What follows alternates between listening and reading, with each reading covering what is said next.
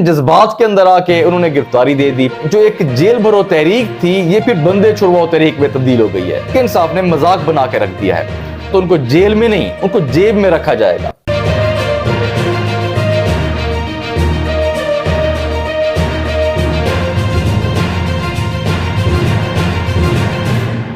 बिस्मिल्लाहिर्रहमानिर्रहीम, अस्सलाम वालेकुम, मैं हूं हसनैन अल्ताफ और आप देख रहे हैं मेरा यूट्यूब चैनल।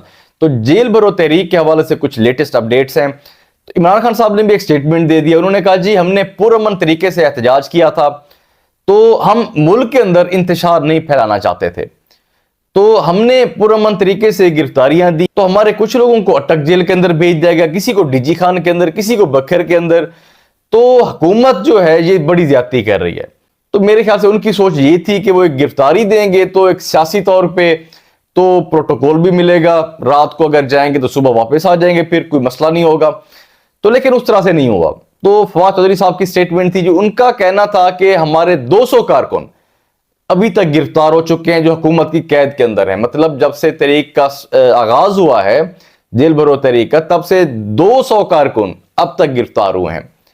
हालांकि इतने दिन के अंदर 1000 से 1200 कारकुन गिरफ्तार हो जाने चाहिए थे, जो उनका अपना शेड्यूल था उसके मुताबिक।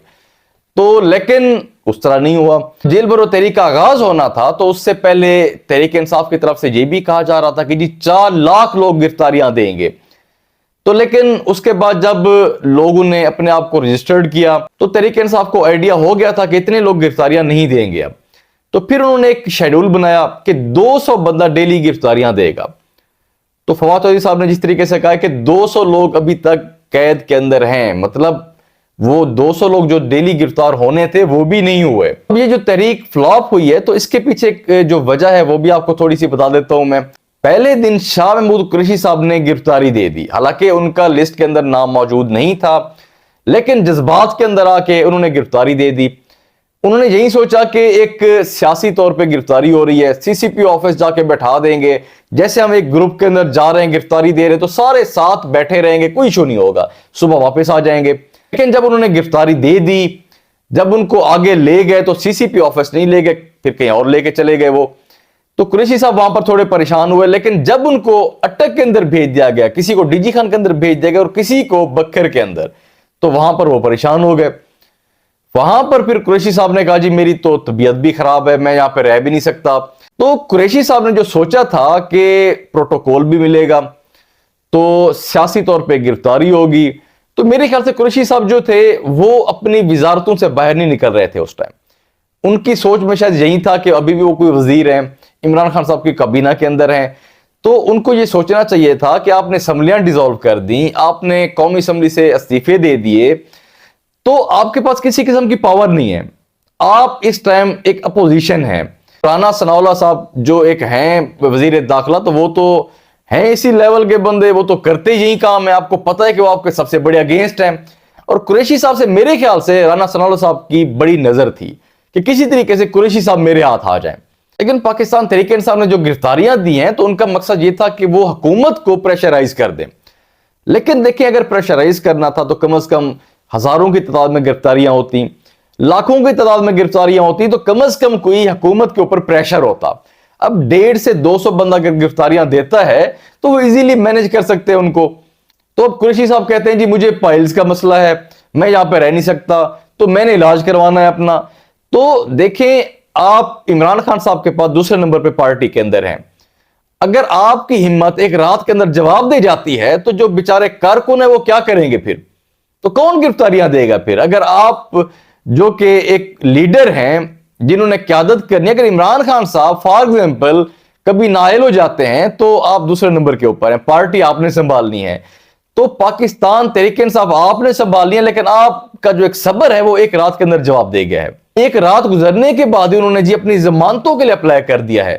तो जब कारकुनों ने ये देखा है तो उसके बाद जो गिरफ्तारियां 200 भी होनी थी वो भी नहीं हुई, क्योंकि फिर ये जो एक जेल भरो तहरीक थी ये फिर बंदे छुड़वाओ तहरीक में तब्दील हो गई है।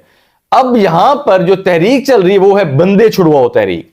तो इसीलिए मैं समझता हूं कि इस तरह का काम जो लीडरशिप है उसको नहीं करना चाहिए था। तो इतनी जल्दी इनकी हिम्मत जो है वो जवाब नहीं देनी चाहिए थी। ये जो जेल भरो तहरीक है तो इसको एक पाकिस्तान तहरीक इंसाफ ने मजाक बना के रख दिया है। तो अब जो मुखालफीन है उनको बोलने का मौका मिल गया है। तो ख्वाजा आसिफ साहब का कहना है ये जेल भरो तहरीक नहीं, ये डूब मरो तहरीक है। तो इस तरह की बातें करने का मौका मिल गया। वैसे सोशल मीडिया जो है ना, वो तो बहुत ही शरारती लोग हैं उसके ऊपर। तो परवेज खटक साहब के बारे में मैं देख रहा था, तो उनके बारे में जो बातें वहां पे चल रही थी, तो कहा जा रहा है कि परवेज खटक साहब को जब गिरफ्तार किया जाएगा तो उनको जेल में नहीं, उनको जेब में रखा जाएगा। उसकी वजह यह है कि जेल के अंदर जो सलाखें होती है ना, उसके अंदर भी गैप होता है, तो परवेज खटक साहब उस गैप से निकल जाएंगे, तो इसीलिए उनको जेब के अंदर ही रखा जाएगा। तो मतलब इस तरह की बातें भी करना शुरू हो गए हैं। तो एक मुखालफीन को मेरे ख्याल से इस तरह का मौका नहीं देना चाहिए था। अगर आपने कोई ऐसी तहरीक चलानी थी तो आप ऐसे चलाते कि हुकूमत के ऊपर बर्डन आता, लाखों की तादाद में लोग निकलते, गिरफ्तारियां देते। तो खैर लाखों में अगर ना भी निकलते, अगर हजारों में भी होते ना, फिर भी कंडीशन ये ना होती। अगर आपको आइडिया हो गया था कि इतने लोग नहीं निकलेंगे, जैसे आपने शेड्यूल बना दिया 200 लोगों का, तो मेरे ख्याल से इससे अच्छा था कि आप जेल भरो तहरीक का आगाज ना करते। आपको एक मौका तो मिल गया था उस टाइम, अदालत ने नोटिस भी ले लिया था उस टाइम, तो आपको जो इलेक्शन की डेट मिलनी है इससे वैसे भी नहीं मिलनी। तो इसीलिए इमरान खान साहब को चाहिए था कि जेल भरो तहरीक को उस टाइम रोक देते, अदालत के फैसले का इंतजार करते वो, क्योंकि उनको डेट जो है अदालत से ही मिलनी है। तो ये कुछ अपडेट्स थी आपके साथ शेयर किए, बाकी इंशाल्लाह जो अपडेट्स होंगी आपके साथ शेयर करेंगे। अल्लाह।